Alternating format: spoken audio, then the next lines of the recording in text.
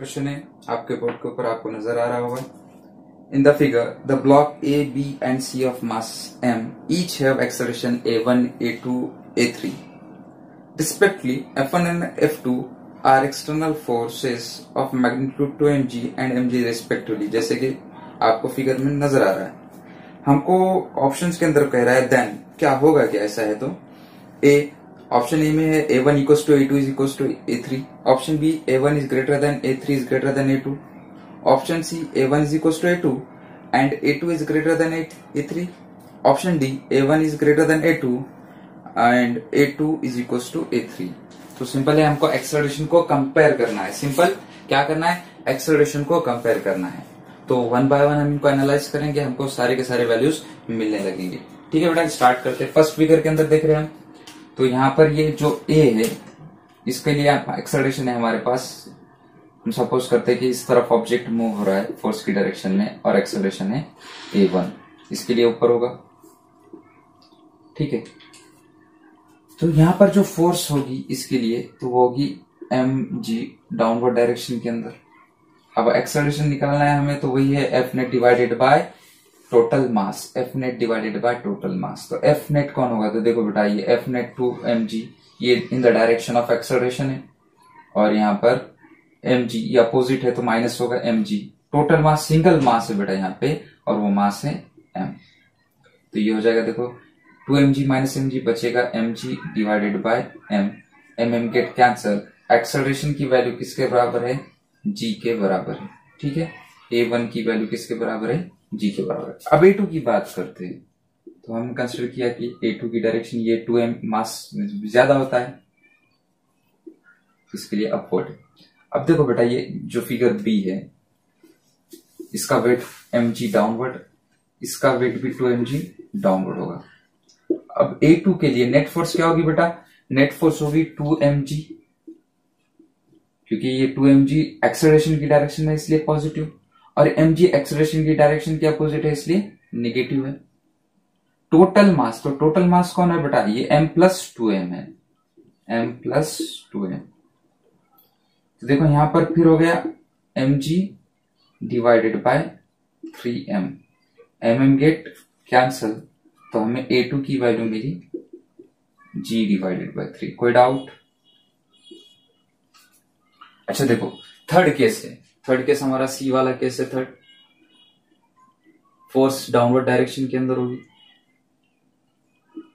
Wait जो है mg, यहां पर भी मास है, तो मास है तो वेट होगा mg डाउनवर्ड डायरेक्शन में, और इसके ऊपर फोर्स भी लग रही है mg डाउनवर्ड डायरेक्शन में। देखो तीनों केसेस के अंदर थोड़ा थोड़ा सा फर्क है, फोर्सेस तो सेम लग रही है 2mg, लेकिन बेटा मासेस चेंज हो रहे हैं, इसलिए इनके एक्सेलरेशंस भी चेंज हो रहे हैं। ठीक है, मास जब आएगा एक्सेलरेशन पे वो इफेक्ट करेगा।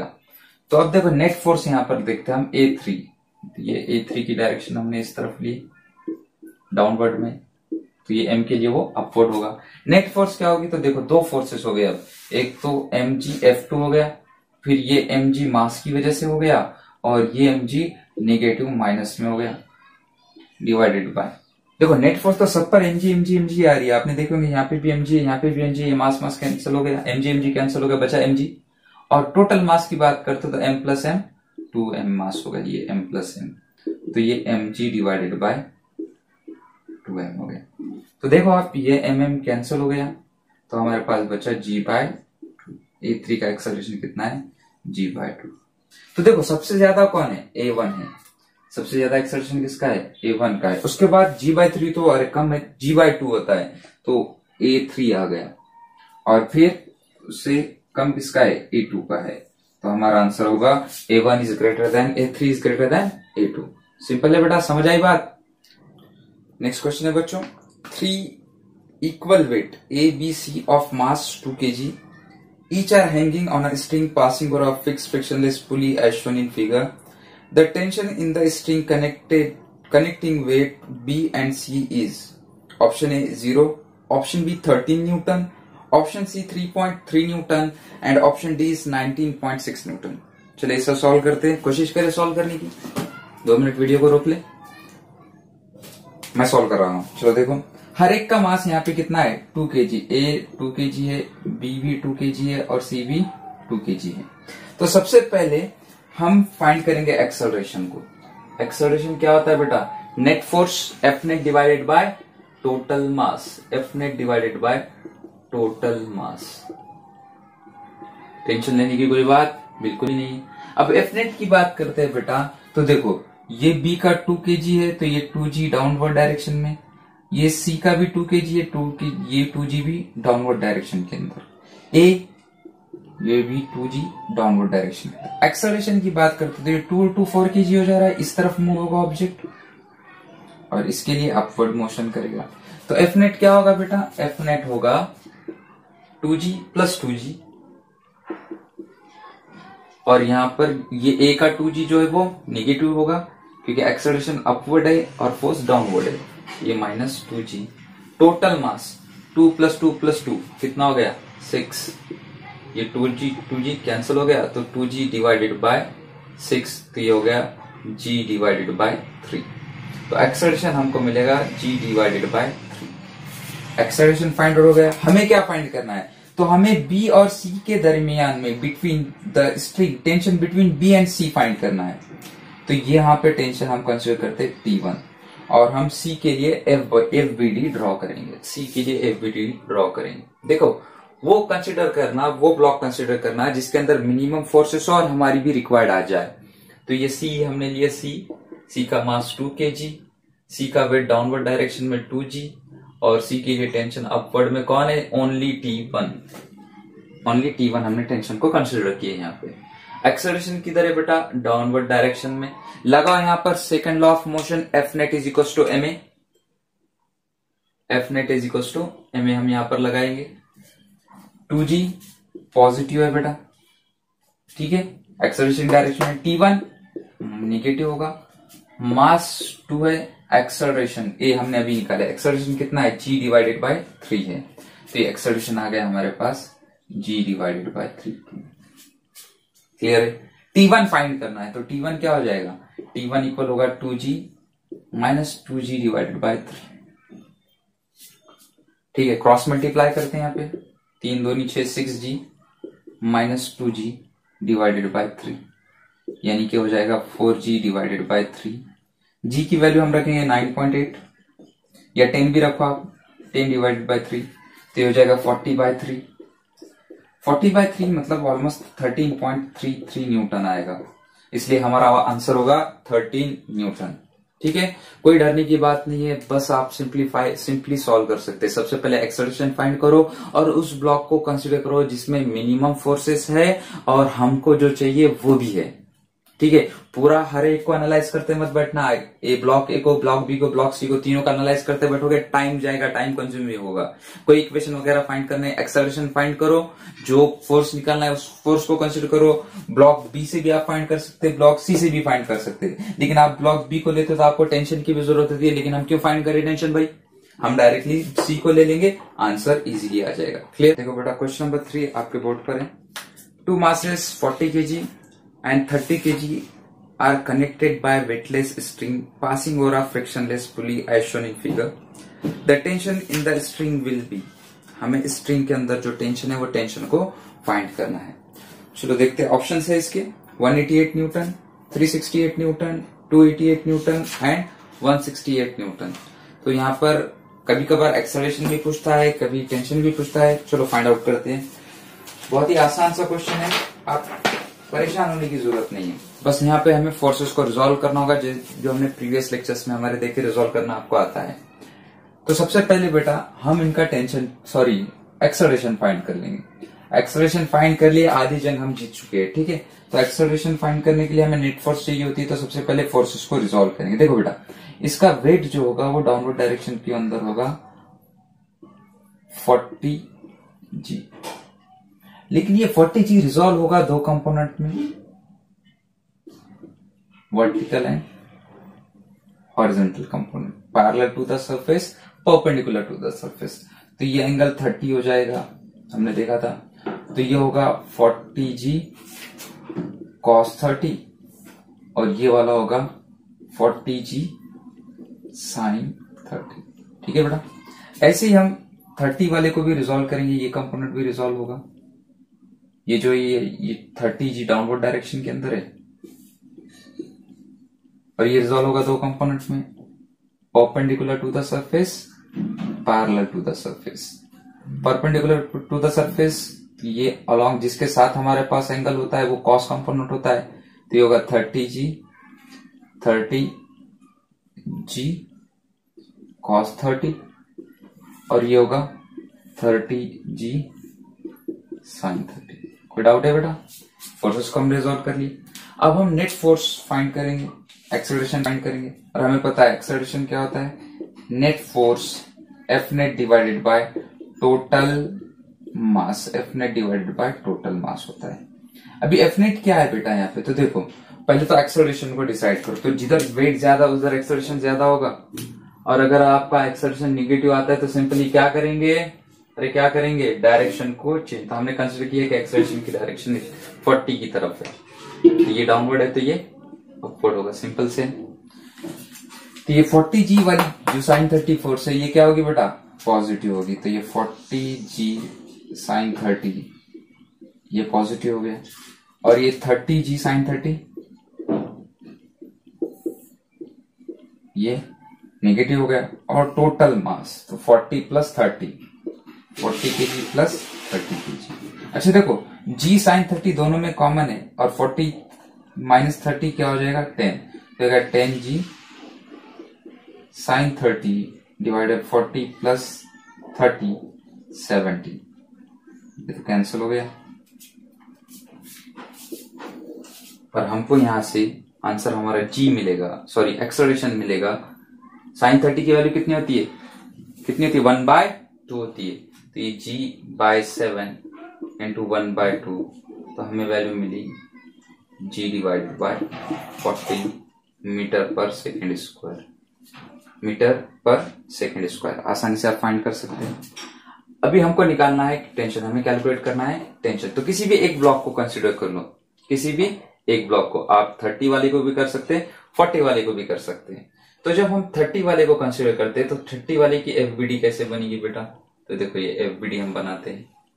तो देखो यहाँ पे नॉर्मल रिएक्शन को मैं निगलेक्ट कर दे रहा हूँ क्योंकि वो 30G cos 30 को बैलेंस कर लेगा। हमारे काम की फोर्सेस कौन है, अलोंग द सरफेस होती है, तो ये टेंशन इस तरफ T, इस तरफ force 30G sin 30, acceleration tension की डायरेक्शन के अंदर है, हमारे पास मास है 30, यहाँ पर लगेगा हमारा F net is equal to ma, Newton second law of motion. Simple वही चीज बार बार दोहराना है बस, F net is equal to mass into acceleration. F net क्या होगा, T minus 30G sin 30, mass 30, acceleration G divided by 14।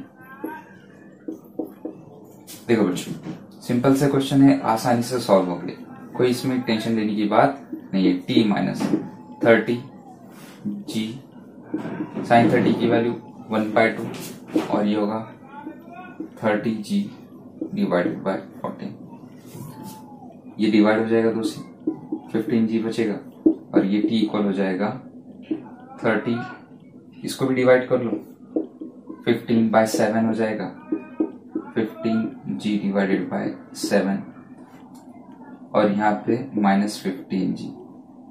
अब G की वैल्यू भी पुट कर सकते हैं, सिंप्लीफाई भी कर सकते हैं, आपके ऊपर है कैलकुलेशन। कंसेप्ट मैं बता रहा हूँ, कैलकुलेशन आप और शॉर्ट में कर सकते हैं करना है। तो G की वैल्यू डायरेक्टली पुट करते चलो, एक्सेलरेशन को पहले ही फाइंड कर लो, तब भी वैल्यूज आ जाएगी। लेकिन क्या होता है कि जितना हम सिंप्लीफाइड करके सॉल्व करें उतना बेहतर होता है, उतना अच्छे से हो जाता है। तो सिंप्लीफाई करके हम सॉल्व कर सकते हैं, सॉरी ये माइनस नहीं ये प्लस होगा, ठीक है। तो आप बड़ी आसानी से इसको सॉल्व कर सकते हैं। तो यहाँ पर 15G की value 10 divided by 7 plus 15 into 10, ये हो जाएगा 150/7, और ये हो जाएगा 150। डिवाइड करो 150 को 7 से डिवाइड करते हैं तो 7 का 7, 7 दूनी 14, फिर एक बचा 10 हो गए, 7 का 7, फिर 3 बच गए, 7 चौक 28। तो इस तरीके से हमारा मिलेगा 21.4 प्लस 150, आंसर आएगा अराउंड 0.4171। 171 के अराउंड में हमारा आंसर आएगा न्यूटन के अंदर। ठीक है बेटा, ऑप्शन चेक कर लो जो हमारे पास, तो इसका आंसर होगा हमारे पास है वो है 168 न्यूटन के पास, तो आंसर होगा 168 न्यूटन। अच्छा, ये वेरिएशन क्यों आया? ये वेरिएशन आया जी की वैल्यू की वजह से बेटा। हमने जी की वैल्यू कितनी कंसिडर किया? 10 कंसिडर किया, लेकिन जो बुक है उसके अकॉर्डिंगली उन्होंने जो है जी की वैल्यू 9.8 कंसिडर की हुई। तो अगर आप 9.8 रखते हो तो 168 न्यूटन आराम से मिल जाएगा। लेकिन ऑप्शन में हम अगर देखते हैं तो 171 किसके करीब करीब है, अप्रोक्सीमेट किसके पास है? वो 168 न्यूटन के पास है। आप ऐसे भी उसको कंसिडर कर सकते। ठीक है, नेक्स्ट क्वेश्चन है बेटा, a block of mass m1 lies on a smooth horizontal table and is connected to another freely hanging block of mass m2 as shown in figure by a light inextensible string passing over a smooth fixed pulley situated at the edge of the table as shown in figure. Initially the system is at rest with m1 at a distance d from the pulley. The time taken for m1 to reach the pulley is, तो हमें time निकालना है पुली के लिए। तो initially सबसे पहले वो कह रहा है कि इनिशियली एस रेस्ट, तो इनिशियली एस रेस्ट मतलब जो उसकी इनिशियल वेलोसिटी है वो 0 होगी और जो वो डिस्प्लेसमेंट कवर कर रहा है वो है डी। तो हमें फाइंड करना है कि इसके लिए टाइम कितना लगेगा। ठीक है, हमें फाइंड करना है कि टाइम कितना लगेगा। तो हमें एक इक्वेशन ऑफ मोशंस पता है बेटा, 3 इक्वेशन ऑफ मोशन है। कौन कौन से है? तो हमारे पास इक्वेशन ऑफ मोशन है v equals to u plus at, दूसरी इक्वेशन है s equals to ut plus half at square, और थर्ड इक्वेशन है v square is equals to u square plus 2as। इन तीनों इक्वेशंस को हम यूज कर सकते हैं। अब हमारे लिए तीनों में से कौन सी बेस्ट सुटेबल है? तो हमें डिस्प्लेसमेंट गिवन है, linear velocity, initial velocity given है, टाइम फाइंड आउट करना है, बचता कौन? तो एक्सेलरेशन बचता है। एक्सेलरेशन हम कैलकुलेट करेंगे पहले सेकंड लॉ ऑफ मोशन से। समझ आ रही बात? तो सबसे पहले हम एक्सेलरेशन को फाइंड करते हैं इस सिस्टम के लिए। तो एक्सेलरेशन के लिए सिंपल हमारा वही फॉर्मूला होगा नेट फोर्स का। ठीक है, तो यहाँ पे देखो बेटा, एक्सेलरेशन हम कंसिडर करते हैं कि मूव हो रहा है ऑब्जेक्ट इस डायरेक्शन के अंदर, तो ये मूव होगा इस डायरेक्शन के अंदर। ठीक है, डायरेक्शन समझ में आ गई।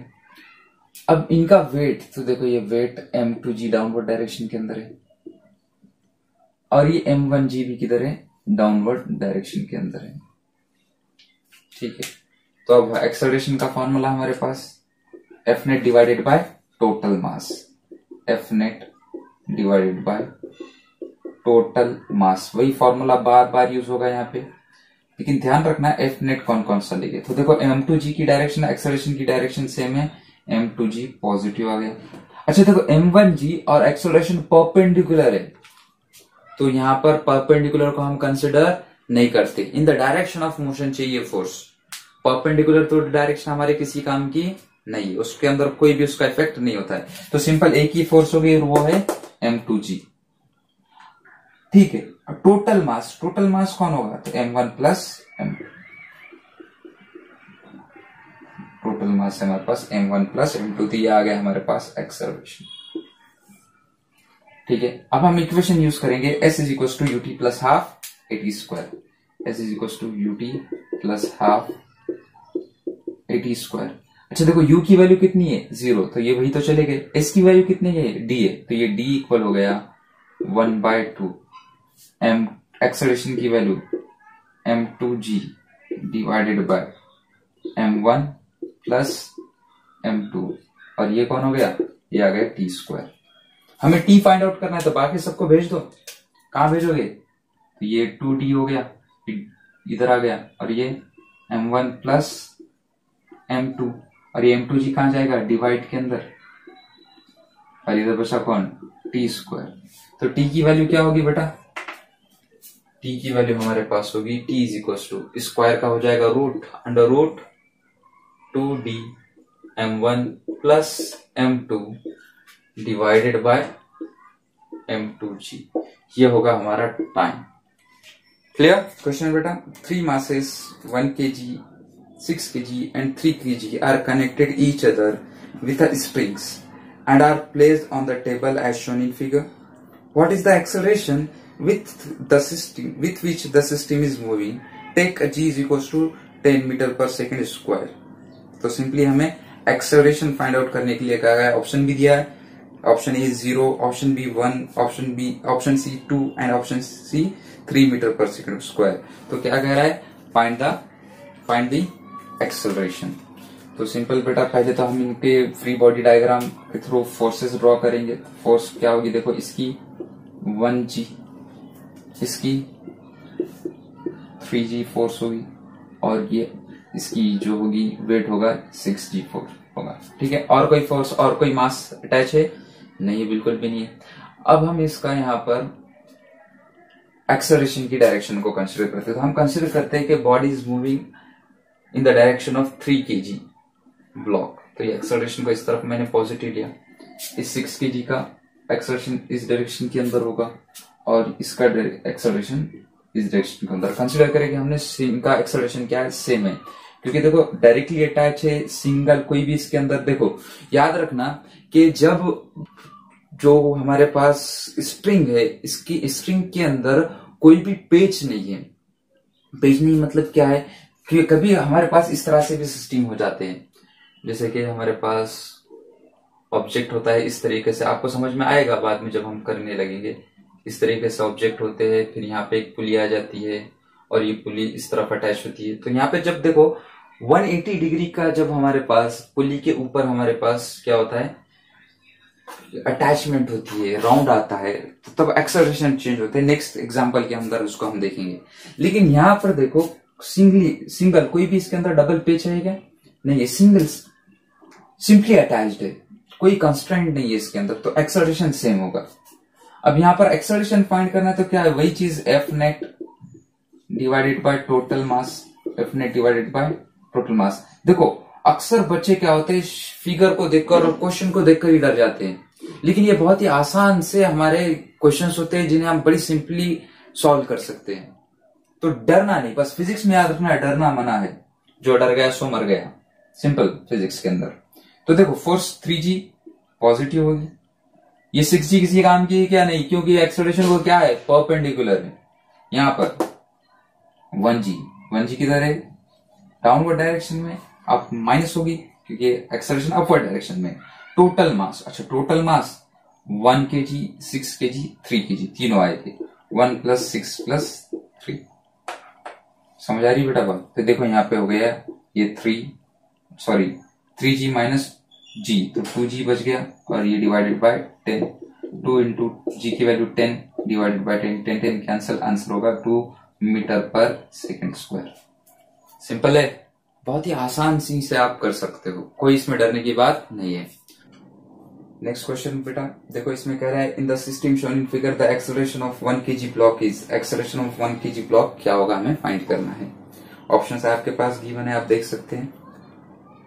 यहाँ पर अभी हम उसको फाइंड करना है। थोड़ा सा इसमें ध्यान रखने की जरूरत है कि अभी तक जितने भी हमने क्वेश्चन देखे, तो एक स्ट्रिंग के लिए एक पुली फिक्स थी। इससे पहले भी क्वेश्चन देखे हमने, 2 पुली थी तो 2 अलग अलग स्ट्रिंग्स थे। लेकिन यहाँ पर आप देख रहे होगे कि एक ही स्ट्रिंग है और 2 अलग अलग पुलीज है। तो इसमें बेटा टेंशन, तो स्ट्रिंग जब सेम है, ये स्ट्रिंग देखो यहाँ से ऐसी जा रही है, एक ही रस्सी है, एक ही स्ट्रिंग है, तो ध्यान रखना कि उसके अंदर टेंशन क्या होगा, टी होगा, सेम टेंशन होगा, इसमें सेम टेंशन होगा, यहाँ पर सेम टेंशन होगा। ठीक है, जब स्ट्रिंग के अंदर टेंशन सेम है, तो देखो बच्चों, जब हम स्ट्रिंग के अंदर के टेंशन के लिए फाइंड करते हैं, तो 1 kg ब्लॉक और 4 kg ब्लॉक का हमें फ्री बॉडी डायग्राम लेना है। तो देखो जब हम 4 kg बॉडी की देखेंगे, तो इसके अंदर यहाँ पर जो हमारे पास जो टेंशन 2 मरतबा आ रहा है, यहाँ पे 4 kg ब्लॉक के लिए इस पुली को देखते हैं हम, तो पुली के अंदर टेंशन अपवर्ड है, मतलब जो 4 kg ब्लॉक के लिए टेंशन 2 टाइम्स एक्ट करेगा। यानी कि हम सबसे पहले इस पुली की फ्री बॉडी डायग्राम बनाते हैं, क्योंकि पुली के ऊपर टोटल कितने हैं, पुली के ऊपर 3 फोर्सेस, 3 तरफ से फोर्सेस एक्ट कर रहे हैं। एक तो ये ब्लॉक के लिए एक्ट कर रहे हैं और ये 2 टेंशन उसके तरफ एक्ट कर रहे हैं। तो इस पुली के लिए अगर हम फ्री बॉडी डायग्राम देखते हैं, देखो बेटा इसमें थोड़ा सा कंफ्यूजन खा जाते हैं बच्चे, एक्सेलरेशन सेम ले लेते हैं, एक्सेलरेशन सेम नहीं आता है यहाँ पे, ध्यान रखना। इस पुली को देखो, टेंशन टी इस तरफ भी है, टेंशन टी इस तरफ भी है, इस पुली को देखो। और यहाँ पर ये इसके लिए टेंशन किधर होगा, अपोजिट लेते हैं हम, ऑलवेज सपोर्ट्स के अपोजिट लेते हैं, तो इसके लिए इधर होगा जो। तो ये देखो ये टी टी बैलेंस करेंगी ना ये पुली, तो ये कितना हो जाएगा, 2T का टेंशन होगा। कितने का टेंशन होगा, 2T का टेंशन होगा।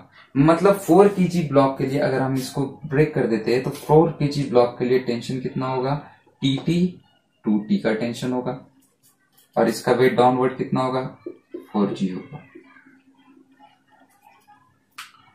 ठीक है, वहीं पर इसका होगा G, इसकी फ्री बॉडी अगर हम बनाते हैं T। यानी कि देखो बच्चों, सेम स्ट्रिंग है लेकिन सेम स्ट्रिंग के अंदर 4 kg ब्लॉक के लिए टेंशन 2 टाइम्स हो गया, वहीं 1 kg के लिए टेंशन कितना है, 1 टाइम। समझ आ रही बात। तो यहां पर ये बात ध्यान में रखना कि 4 kg के लिए 2 टाइम्स हो गया लेकिन 1 kg के लिए है। यानी कि सेम टेंशन के लिए इसको मूव करना है तो डबल चाहिए, इसको मूव करना है तो सिंगल फोर्स चाहिए। जैसे कि फॉर एग्जांपल मैं आपको बताता हूं कि मेरे पास जो ये वाला 1 kg का ब्लॉक है, कंसीडर करो कि इसको मूव करने के लिए मुझे 20 की फोर्स चाहिए सेम एक्सेलरेशन के लिए, तो मुझे 4 kg को मूव करने के लिए कितनी की चाहिए होगी, 40 की। कितनी की चाहिए होगी, 40 की चाहिए होगी। यानी कि अगर 1 kg वाला मेरे पास 1 kg वाला x डिस्प्लेसमेंट कवर करता है तो 4 kg वाला कितना करेगा, x/2 डिस्प्लेसमेंट करेगा। समझ आ रही बात, नहीं समझ रहे हो। देखो और एक एग्जांपल देता हूं मैं तुम्हें, सिंपली हमारा 1 डायमेंशन में देखते हैं कि मेरे पास एक ब्लॉक है यहाँ पे 1 kg का, दूसरा ब्लॉक है सपोज करो 2 kg का। ठीक है, अब 1 kg के लिए मुझे मूव करना है तो सपोज करो इसके लिए फोर्स चाहिए F। मैं इसको F फोर्स लगाता हूं और इसको भी मैं F फोर्स लगाता हूं, कंसीडर करो F फोर्स लगा रहे, दोनों को सेम फोर्स है। मैं इसको जब F फोर्स लगाता हूं तो ये A एक्सेलरेशन से मूव करता है, तो ये A एक्सेलरेशन से मूव करेगा क्या, नहीं, ये कितने से मूव करेगा, उससे आधे से मूव करेगा, A/2 से। मतलब अगर मैं इसको 2F फोर्स दूंगा तब वो 2A से मूव करेगा। तो याद रखना, जिसमें टेंशन डबल है उसमें एक्सेलरेशन आधा है, टेंशन डबल है एक्सेलरेशन आधा है। ट्रिक बता रहा हूं, याद रखना, जब भी आएगा टेंशन फाइंड करना, टेंशन से एक्सेलरेशन को डिसाइड करना। अगर हमारे पास इसका एक्सेलरेशन, किसका, ये 1 kg का एक्सेलरेशन हम कंसीडर करते हैं कि ये हमारे पास A है, तो ये कितना होगा, A/2 होगा। समझ में आ रही, ये डबल है तो एक्सेलरेशन हाफ होगा। ठीक है, तो A/2 होगा। तो अभी तो फिलहाल हम इसको कंसीडर करें A1, इसको कंसीडर करें A2, तो ये A2 क्या होगा, A1 का हाफ होगा। A2 क्या होगा, A1 का हाफ होगा। याद रखना, ये इसका सबसे मेन पॉइंट है। A1 is equal to A2 divided by, sorry, A2 is equal to A1 divided by 2 होगा। A2 A1 का आधा होगा, यानी A1 की वैल्यू कितनी है, 2A है। लेकिन कंडीशन क्या याद रखोगे आप बेटा, कंडीशन ये है, क्यों हुआ ये, क्योंकि यहां पर हमें समझ आया कि जो ये वाला हमारे पास है डबल है, इसको समझने के लिए हम, क्योंकि ये A1 है, इसको T1 ले लेता हूं मैं और इसको T2 ले लेता हूं, आपको समझ आएगा इससे। ठीक है बेटा, आपको समझ आ जाएगा इससे। तो इनवर्स हो रहा है देखो यहाँ पे, तो यहाँ पर T2 की जो वैल्यू है वो 2 टाइम्स ऑफ T1 है।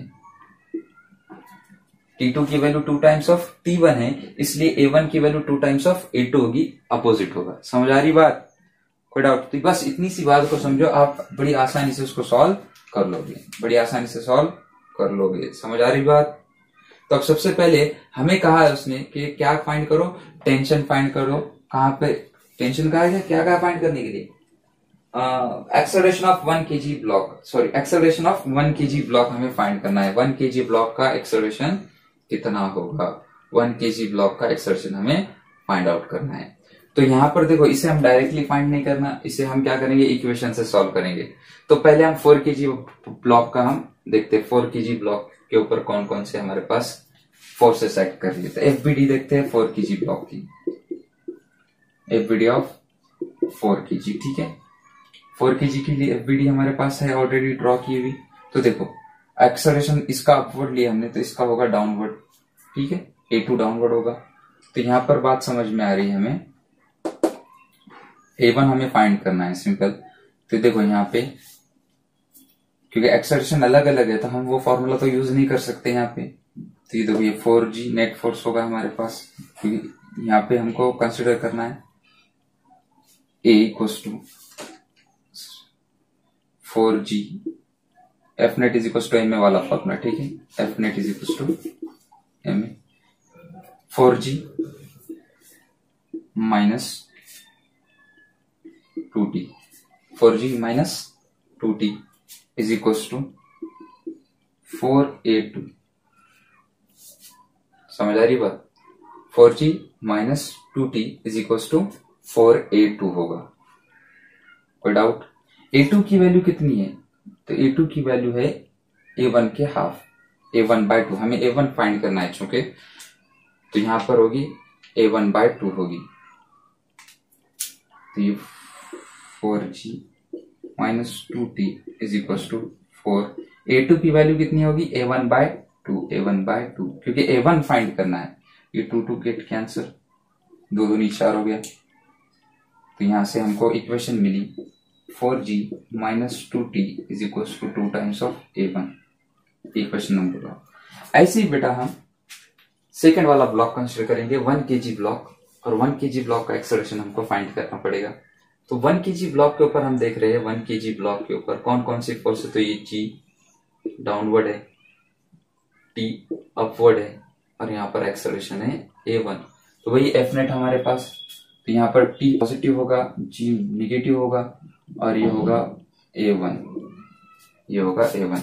यानी यहां से T की वैल्यू हमें मिली A1 प्लस G, और ये पुट करेंगे हम कहां पर? इक्वेशन 1 के अंदर। कहां पे पुट करेंगे? इक्वेशन 1 के, पुट इन इक्वेशन 1। बड़ी आसानी से सॉल्व होगा।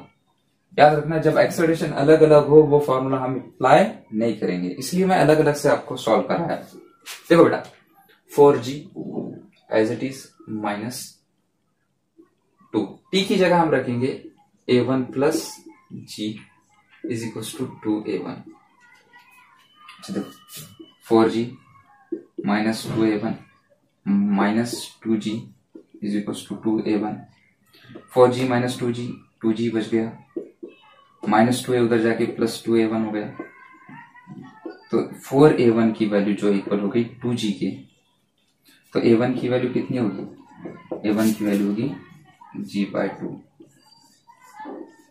पॉजिटिव आ रहा है तो अपवर्ड है, तो हमारा आंसर होगा G/2 upward, G/2 upward. Acceleration of 1 kg block is G/2 upward. तो यहाँ पे फ्री बॉडी डायग्राम ड्रॉ करना है। याद रखना बेटा एक्सेलरेशन सेम नहीं होगा। एक्सेलरेशन सेम कब होता है? जब इस सेम स्ट्रिंग के अंदर टेंशन भी सेम हो। स्ट्रिंग तो सेम है लेकिन ब्लॉक के लिए टेंशन क्या है? अलग अलग है। जिसके लिए टेंशन डबल है उसके लिए एक्सेलरेशन हाफ है। जैसे कि आप देख रहे हो T2 is 2 times of T1 है, तो A2 is half of A1 होगा, ठीक है। और फ्री बॉडी डायग्राम से बड़ी आसानी से उसको सॉल्व कर सकते हैं। क्लियर? तो मैंने सारे के सारे टाइप्स यहाँ पे कवर किए। इसके अलावा आपको कोई टाइप देखने नहीं मिलेगा। कितना भी कॉम्प्लिकेटेड क्वेश्चन आने दो, आप इन ट्रिक्स को याद रखना, अप्लाई करना, आसानी से सॉल्व हो जाएगा, ठीक है। लेकिन याद रखना एक्सेलरेशन चेंज कब होगा बेटा? एक्सेलरेशन चेंज कब होगा? जब हमारे पास टेंशन सेम स्ट्रिंग के अंदर टेंशन अलग अलग होगा, ठीक है। कोई डाउट है यहाँ तक? प्लीज कोई भी डाउट है तो कांटेक्ट करो, कमेंट करो, इंशाल्लाह उसका आपको रिप्लाई दिया जाए।